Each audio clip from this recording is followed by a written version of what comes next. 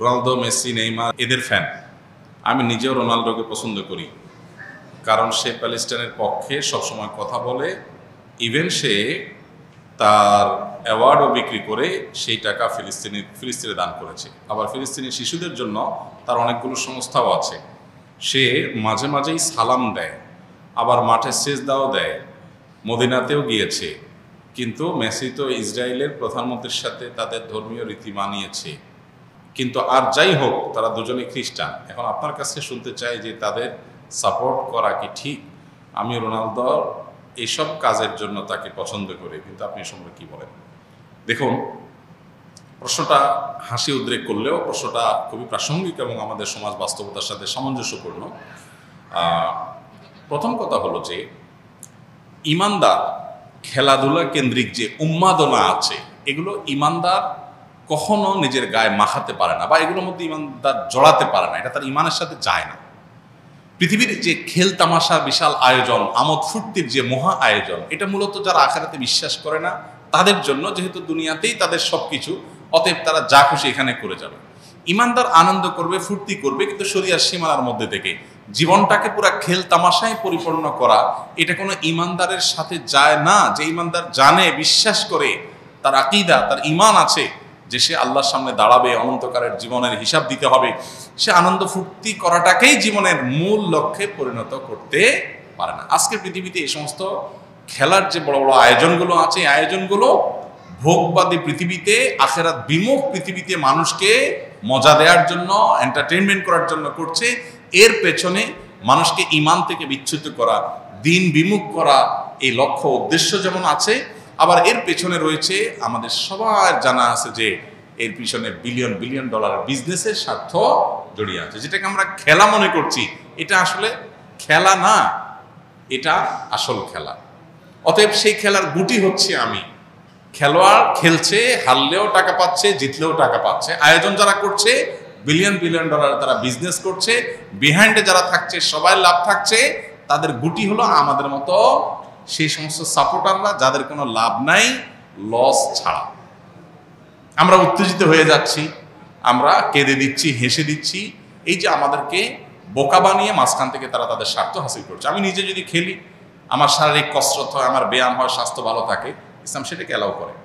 কিন্তু এই জাতীয় অহেতুক কাজে জড়াটাকে ইসলাম অ্যালাউ করে না। নবী সাল্লাল্লাহু আলাইহি ওয়াসাল্লাম বলেছেন, মিন হুসনি ইসলামিল মারই তারকুহু মা লা ইয়ানি। একজন মুসলমানের ইসলামটা সুন্দর হয়, আল্লাহর কাছে গ্রহণযোগ্য হয়, অ্যাকসেপ্টেবল হয়, কোয়ালিটিফুল ইসলাম হয় তখন যখন সে অহেতুক অনর্থক কাজ থেকে বেঁচে থাকে।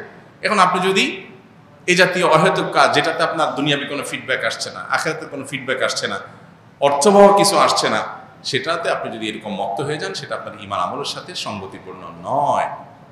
এই জন্য এটা থেকে আমাদের বিরত থাকতে হবে। এটা হলো মূল কথা। এবার আসা যাক, খেলোয়াড়দের কোনো খেলোয়াড় ইসলাম, মুসলমানদের স্বার্থ, মাজলুমদের স্বার্থ তার মাধ্যমে রক্ষা হয়। সেই কারণে মুসলিম মাত্রেই তার প্রতি সিম্প্যাথি চলে আসবে। এটা খুব স্বাভাবিক একটা বিষয় যে একজন মানুষ অমুসলিম হওয়ার পরও তিনি আমাদের স্বার্থ সংশ্লিষ্ট বিষয়গুলোতে আমাদের পক্ষাবলম্বন করছেন। এটার কারণে তার প্রতি একটা দুর্বলতা চলে আসাটা একটা স্বাভাবিক ব্যাপার, এটুকু পর্যন্ত দোষণীয় না। কিন্তু সিম্প্যাথি দেখিয়ে আপনি বিসমিল্লাহ বলে তার খেলা দেখা শুরু করে দিলেন, যে আমি যেহেতু তার সাপোর্ট করি বা তাকে, তার এই কাজগুলোকে পছন্দ করি, এই জন্য তার খেলাতেই লেগে গেলাম। তাহলে তো মুশকিল। এখন আমাদের দেশে যে আর্জেন্টিনা, ব্রাজিল, বিএনপি, আওয়ামী লীগের মতো মুখোমুখি অবস্থান আমাদের দেশে দীর্ঘদিন পর্যন্ত যে চলে আসছে, ওই জায়গা থেকে রাজনৈতিক বিরোধের মতো এই খেলার ক্ষেত্রেও মানে কাজ না থাকলে যা হয়, এত বেকার মানুষ এদেশে, সুবহানাল্লাহ। অবশ্য গোটা পৃথিবীতে উন্নত দেশগুলোতেও এই উন্মাদনা ওরা ছড়া দিতে পারছে। মানুষকে বোকা বানিয়ে তারা তাদের স্বার্থগুলো হাসিল করছে, এজেন্ডাগুলো বাস্তবায়ন করছে, মানুষ মোরাল দিকটাকে ধ্বংস করে দিচ্ছে। যাই হোক, তো এই যে ব্রাজিল আর্জেন্টিনার মতো পার্থক্য, আপনি হয়তো কোনো একটা দেশের সাপোর্ট করেন, ব্রাজিলের সাপোর্ট করেন বা আর্জেন্টিনার সাপোর্ট করেন, তো যেই দলে সাপোর্ট করেন ওই দলের একটা মুসলমান খেলোয়াড় খুঁজে বাইর করছেন, অথবা একটু মুসলমানদের পক্ষে, ফিলিস্তিনের পক্ষে সাপোর্ট দিয়ে খুঁজে বাইর করে এবার এটা দিয়ে দলিল দিচ্ছেন, দেখো আমি এই জন্য এই দলে সাপোর্ট করি।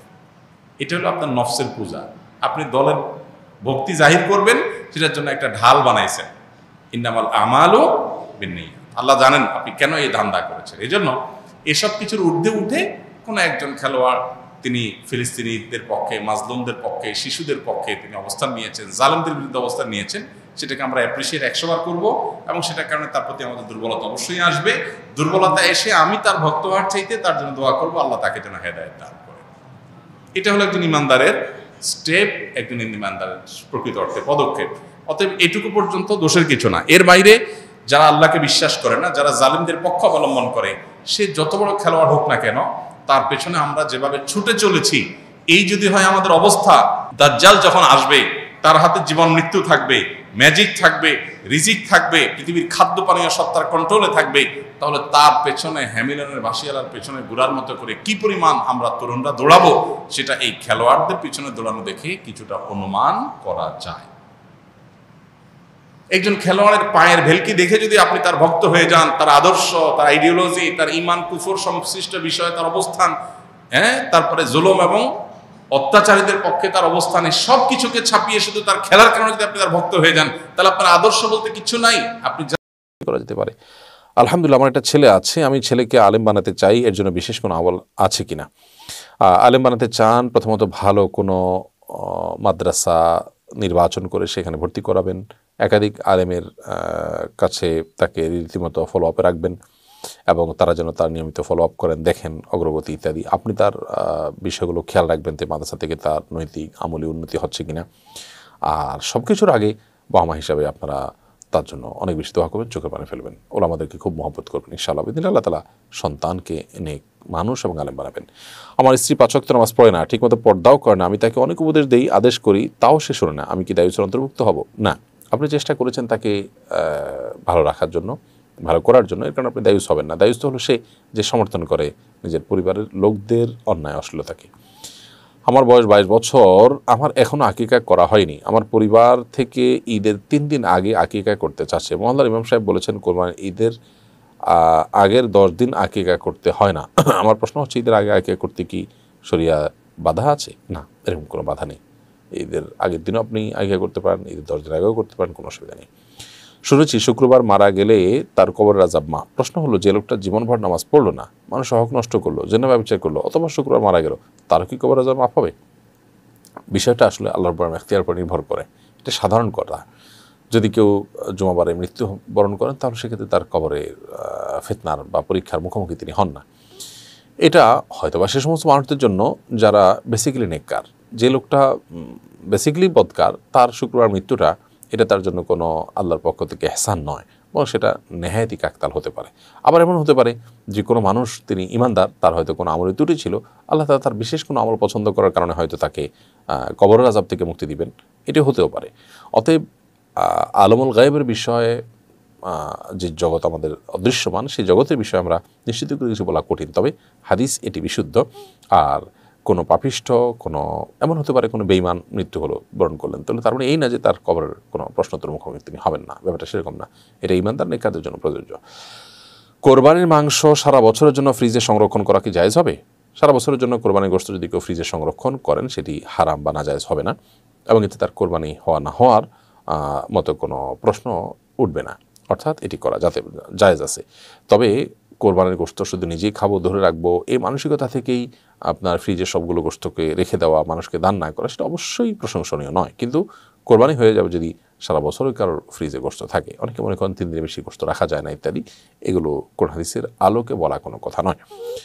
বিদেশে অবস্থানরত ব্যক্তির অন্যত্র কোরবানি করার বিধান কি? বিদেশে যিনি অবস্থান করছেন, তিনি যদি সেখানে কোরবানি করার মতো পরিবেশ না থাকে, তিনি অন্যত্র কোরবানি করতে পারেন। কোরবানি করার ক্ষেত্রে আমাদের উদ্দেশ্য থাকতে হবে আল্লাহর সন্তুষ্টি, নবী